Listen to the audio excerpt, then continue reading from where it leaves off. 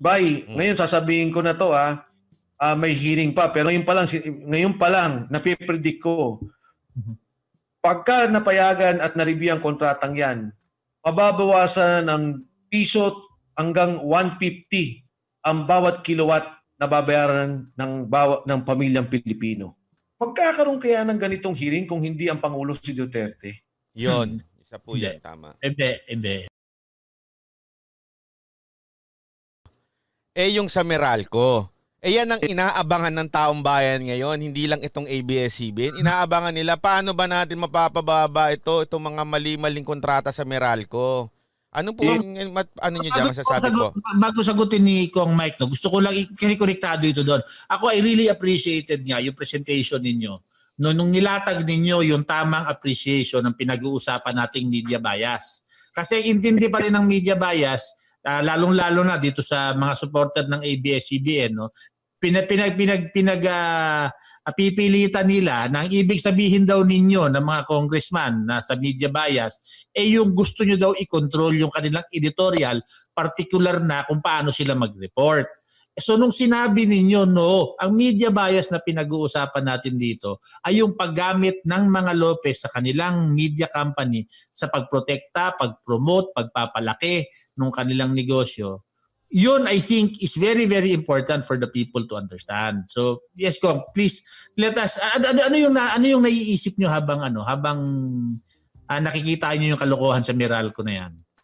Yes. Actually, Carlos, yung sinasabi na dito sa ating bansa, yung libro ni Alfred McCoy, no? Yung Anarchy of the Families. Ang isang ilagay niyang chapter doon yung Lopez family. At ito yung particular, yung rent-seeking. Yung rent-seeking kasi, ang definition niyan, ginagamit mo yung poder para makakuha ka ng negosyo sa gobyerno, makontrol mo yung mga regulatory bodies, makontrol mo yung bansa, no, yung gobyerno. Tapos ang parang sinasabi niya doon, ang presidente ng Pilipinas palit ng palit, ang politika palit ng palit. Oo, maaaring meron kang sinasabing political elite, no? O yung elitistang politiko o yung yung grupo ng mga politiko na elitista. Pero itong mga negosyante ang mas mabigat na problema. Kasi pagka ang negosyo, naapektuhan niya na yung pag-unlad ng isang bansa at ginagamit niya na yung negosyo para doon sa pahirapan yung tao at hindi paunlarin yung bansa, ito yung nakakasama na. Okay, magbibigay ako ng example. Yung South Korea may mga ganyan din naman.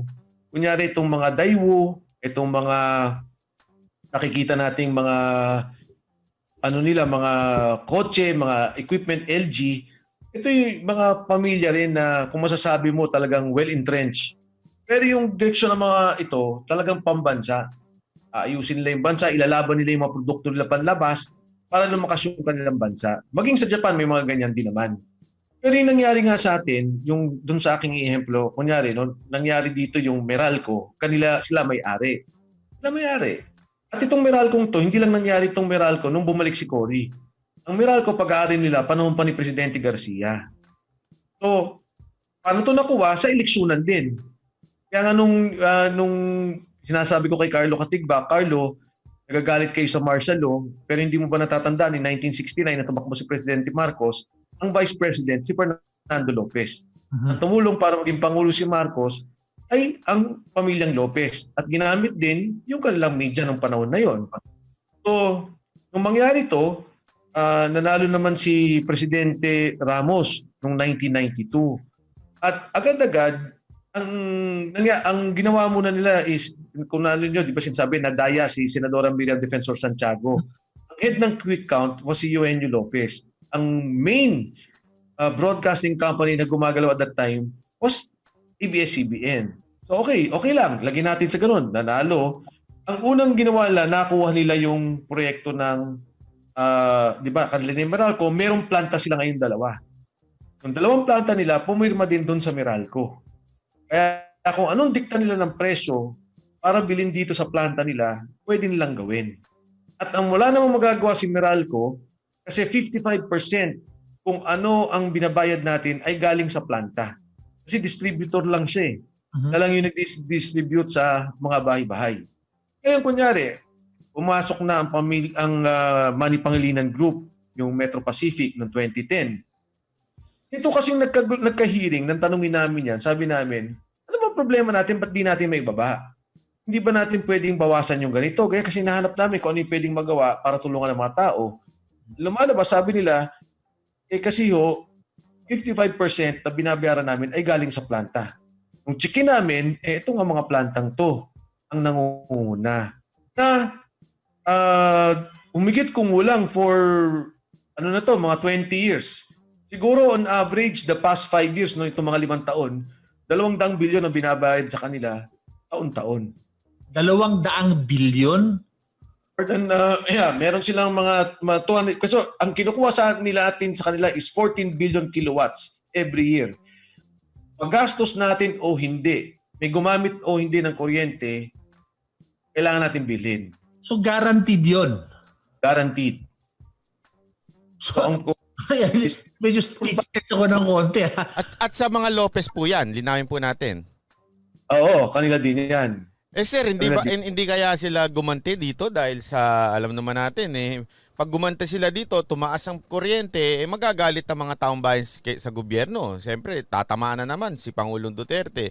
Mahiwalay nga lang sila sa jowa nila, kasalanan pa rin ni Pangulong Duterte. Magloko yung mga jowa nila, si Pangulong Duterte pa rin sinisisi. Hindi kaya gawin ng Meralco ito o maybe ito yung yung first gas ba 'yon? First FGP plant tsaka yung first gas first FGPC Company Corporation, First Gas Corporation. Matutulungan nyo kaya kami dun sa kontrata nito sa Meralco na ito na para naman hindi naman tayo matulonggis na naman ito? Ako tingin ko talaga na kailangan natin maayos yung kontratang to. Kasi sa akin naman kumita na kayo Diba? Ang tagal nyo nang kumita. Medyo wag naman nating kawawain yung bansa. Lutong-luto sa mantika Oo nga Yung magdi-distribute, ikaw yung gagawa, nagpirma parehong korporasyon, kawawa naman tayo. Pero yun yata ang style nila Kong, no? Kasi ganoon rin yung ginawa nila with Amcara.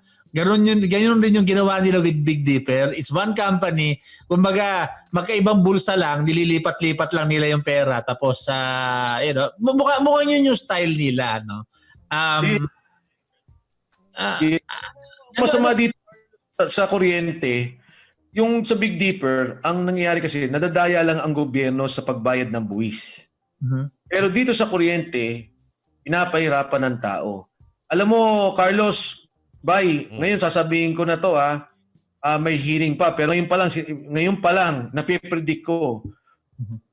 Pagka napayagan at na-review ang kontratang 'yan, mababawasan ng piso hanggang 150 ang bawat kilowatt na babayaran ng pamilyang Pilipino. 1 peso 150 centavos. Malaki po 'yun pagka tinotal talaga. Oo, malaki 'yon. Ito yung sinasabi dati ni ni Senator Enrile na gusto ko happy ka Ito magiging happy talaga tayo nito pag nangyari 'yon, no? Kasi sabi ni Boying sa akin, sabi naman titipid ng isang bahay diyan mga 500 pesos. Ako Boying 500 lang? Kung nagkakaroon ka ng 1,000 kilowatt a month, 1,000 pesos. Sabi niya, hindi ko sigurado, pero sabi niya tingin ko sa mga hindi naman bahay, kalakihang bahay, yung mga mga manggagawa, sa mga driver, sa mga ganito, tricycle, sa tingin daw niya, mga average makakabawas ng 500. Pero mali si Kong doon sa tingin ko, kasi sa tingin ko mababawas dyan kung 1,000, 3 yung bahay na inuuwian mo, 3 yung kabit mo, so pwedeng mas malaki talaga mababawas mo. Hindi lang 1,000. Kasi ngayon, parang normal na dun sa ibang kalalakihan. Di ba, Carlos? Hindi ba alam yun? Oy, magtatatlong buwan na ako hindi lumalabas sa bahay. Kaya. Yung iba kasi, isa lang bahay, kunwari 2,500 ang isang bahay, 3 yung bahay na binabayaran niya, edi 7,500 na kaagad yun. Malaki-laki na rin yun, di ba? Pero alam mo kung maski magkano yan, maski piso lang yung talagang total na bawasan. So kunyari, hindi piso per kilowatt, maski piso lang, maski 5 lang nga yung mabawas Pero knowing na hindi ka na nagbabayad ng 5 sentimo, no, sa isang pamilya na taon, na ang pang-aabuso sa mga Pilipino, that is a lot, no? And we would appreciate whatever Congress can do to lift this parang curse, parang sumpa ito no. Kumbaga tapos na nabenta mo na nga yung kampanya nag-iwan ka pa ng tae doon sa bakuran, di ba? Parang hindi naman yata tama. So we appreciate everything that you are doing for this. Nakikita ko sa mga comment, talagang they appreciate puro heart Grabe nga As in, grabe ang comment ngayon Hindi ko naman mababasa sa sobrang bilis. Nagpapasalamat sila. Dalawa lang sinasabi nila kadalasan magpasalamat at saka tulungan nyo daw kami sa Meralco. Yan talaga ang pinaka-inaano nila dahil mabigat yan hindi biro yun. Lalo na, di ba, nag-stop silang maningil 2 buwan, tapos biglang sabay-sabay yung singil. Medyo masakit po talaga yun sa bulsa. Actually, Bay, kaya naman nagkaroon ng hearing. Hindi naman to planado. Yung unang hearing, yung biglang naglabas sila ng billing. So nag-hearing kami. Kami nila Kuya Jonathan kasi Good Government Committee. Pagkatapos huminto kami, pumasok tong ABS-CBN hearings. Mayroong mga sumingit pa ng ibang mga hearings, pero yan yung mga nangyari noon. Nagkataon na dugtong-dugtong tong pag-uusap. Talaga namang hindi mo ba din maisip Can you imagine, Carlos, Bay? Ako, personal ko lang. Magkakaroon kaya ng ganitong hearing kung hindi ang Pangulo si Duterte? Yon, isa po yan, tama. Hindi talaga. Alam niyo naman, nagsalita kami dyan, baka bukas makalawa, gulping-gulpi na kami sa media, di ba? I mean, magagamit talaga Pwede talagang gamitin Alam niyo naman yan, Kong, di ba? Yun nga, yun, that's, I think, maganda, it is the wisdom talaga of the framers ng Constitution din na ibinigay itong pagpili ng prangkisa sa Kongreso. Kasi kung senador ka, alam niyo naman yan Oo. Yung airtime pa lang na pwede mong ibigay doon sa mga senador is very valuable if you're running for national office. Pero if you're running for a congressional seat, hindi ka masyadong takot I mean, nandun yung takot pero iba-iba yung kausap mo yung iyong constituents diretso So maganda at kayo ang talagang unang sumagupa rito. Kung sa Senate ito, pasado na to. Tapos na boxing doon. Hindi pa nga inaaral pasado na no. Talagang gusto na nilang pirmahan, wala pa yung sa inuunahan pa yung House. Inunahan na nga Kayo Kong, anong tingin ninyo na ano ang learning ninyo dito sa sa nangyaring hearing na ito with regard to yung role ng Congress naman? Kasi ngayon kaya ko lang tinatanong yun naglalabasa sa mga comment, masaya daw sila sa Kongreso ngayon, nabalik ang tiwala na sa Kongreso, and for a very long time it has always been the Senate na parang tumatayo na pinakamaingay. Pero ngayon nakita natin Kongreso ang anong feeling niyo naman doon? Una sa lahat, balikan ko lang yung sinabi nung kay Pangulo. Alam mo yung sinasabi nila, di ba? Hindi, Mike. Yung mga lalo na, yung mga kaibigan ko sa UP. Ganyan pa rin yung oligarchy, ganito pa rin si ganyan, nandiyan pa rin si ganito, may bago si ganyan. Sabi ko, okay, tama. Pero tandaan ninyo, alala niyo yung sinulat ni F. Shunil Jose. Sabi niya, the oligarchy is there. And the Lopez is the tip of the iceberg. But step by step, when you're able to bring them down, then we're able to unleash or matanggal tayo sa shackles ng oligarkiya. Ngayon, ang pinakamabigat, okay, may negosyante. Pero pagka ang negosyante nga, na-control pa yung media para itulak yung kanyang agenda, yung kanyang interest, nakakatakot. Pangalawa, pag ang negosyanteng yan, ang pera ng taong bayan na, yung kinikita ng mga malilit, yung kanya nang tinatamaan, hindi na rin maganda. Katulad dito sa kuryente na napag-usapan natin. Kaya natutuwa ako na may ganyan. Tapos, syempre dito sa Kongreso, I would have to, alam mo si Alan Cayetano, Speaker Alan, matagal ko na kaibigan, college pa. Sa politika, parati kami magkahiwalay niyan. Talagang hiwalay kami. Kasi nagkaisang tugon yan ako sa masa. Pagpasok namin sa Kongreso, hindi ko yan kinampanya na speaker. Ang iba kinampanya ko talaga. But eventually, he won. And from yung matagal na namin hindi pagkikita, tapos nakikita ko, napakasipag ng tao. At ang magandang nangyari dito, first time, na talagang malinaw yung bang, fair kayo magalang kayo, dapat yung tanong nyo maayos. Maayos yung direksyon ng lahat, no? Nagtatanong sila, sa totoo ba yung mga budget nyo, ganito, alam mo, sabi ko nga, alam mo ako, ni 5 wala pang nare-release.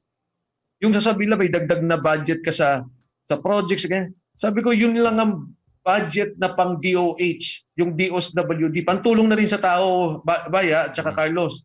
Di ba meron kami mga budget sa hospital, hindi na-release. Buti na lang ngayon, nung matapos na yung COVID, na-release, nakakatulong kami sa mga taong na hospital. Pero yung simpleng ganung bagay, talagang wala. Honest to goodness, trabaho, at ano yung kailangan nyo gawin. At natutuwa naman din ako na yung mga kasama ko naman during these hearings, talaga nag-aaral, talaga nagtatrabaho lahat. Actually, Kong, nabalita nga namin, first time ito na walang bumaha. Walang bumahang pera kasi pagka-franchise daw, medyo talagang iba ang kalakaran. Ngayon daw talaga ito balita ko talaga personal, na wala ho talagang bumahang pera para maipasa o hindi maipasa yung isang franchise. Totoo, napakatotoo niyan. At yun nga katulad ng mga binabanggit ko, yun lang yung mga, di ba dati merong development assistance, program, yung DAP. Wala. Hindi, meron kayong dadagdag. Wala, talagang wala. Kawawa. Well, natural naman, nagka-COVID eh. Normal. At kung ako din naman, ang hingin ko rin lamang na tulong, itulungan yung mga mahihirap na sa distrito ko at sa ibang lugar. At nagawa naman din namin kaya nga yung social amelioration program, nakatuto kami eh. Para matulungan lahat. Yun lang, magawa lang namin yun, okay na rin. Kung dati, you were a congressman a few years back, yun nga, 2004 to 2007, di ba? Yung time na yun, time kay GMA. And then, nagpahinga kayo sandali. You went into yung private business lang ngayon, bumalik ulit kayo. Did you ever think na during your career na ganito na kayo ay makikipagbanggaan with ABS-CBN and mangyayari itong ganito ngayon? Kasi if depending on which side of the fence you look, no? Either galit na galit kayo o mahal na mahal kayo, but basically extreme yung emotions nung nararamdaman ng mga tao sa iyo ngayon. Yes. Alam mo, Carlos, yung experience ko naman kasi sa politika, klaro na sa akin hindi na ako na-apekton masyado na mga ganyan eh. Yung mga kasama ko talagang may mga tumatawag sa akin ngayon, no, nagsasalita, nagaganito, tinira siya. Kasi narinig na ako naman sa ganyan. Ang importante lang sa akin, very clear dapat yung understanding at saka yung pagboto ko. Yung paniniwala mo at yung pagboto mo at yung prinsipyo mo tungkol dito sa usapin ng katulad dito sa ABS-CBN at yung marami pa naming pinag-uusapan ng mga investigasyon at yung mga batas. So, hindi ako apektado sa ganitong bagay basta panatag lang yung sa sarili ko. I think naman, Carlos, nakita nyo namang, alam mo, nakikita nyo kami sa telebisyon, alauna hanggang gabi. Pag uwi namin nun, walang tulugan yun. Magbabasa pa kami kasi nagsunod-sunod ang hearing. At saka dahil nga sa COVID, wala ka rin naman taong tumutulong sa'yo. Sarili mo lang, no? Na talagang para kunin mo lahat ng research materials. And maganda rin, talagang nakita ko pati yung mga kasama ko pag nagtatanong sila, tinitingnan ko kung alam nila yung tinatanong nila. Nag-aral talaga si PD Barsaga. Oh! Kapal nung binabasang financial, sabi ko, nag-aral talaga. At nagulat ako, actually, yung sa taxes, ayokong mauna. Ito, medyo kwentong na lang. Sabi ko, hindi ko masyadong naintindihan ng numero eh. Mauuna muna si PD dahil accountant lawyer eh. Pero nung sinabi niya, yung 14 billion na to, saan galing to? Yung pala, withholding tax ng mga empleyado. Nung ganito, ganun. Sabi ko, teka lang, saan nang galing tong 14 billion at magkano talaga yung tax nila? Doon, nung hintay ko si PD, hinintay ko yung kanyang presentasyon, after niya mag-present, pinag-aralan ko. At doon ko nga nasabi, yung 4 na taon, ang binayaran nila 1.4 billion, ang GMA 7, isang taon, 1.4 billion. Grabe.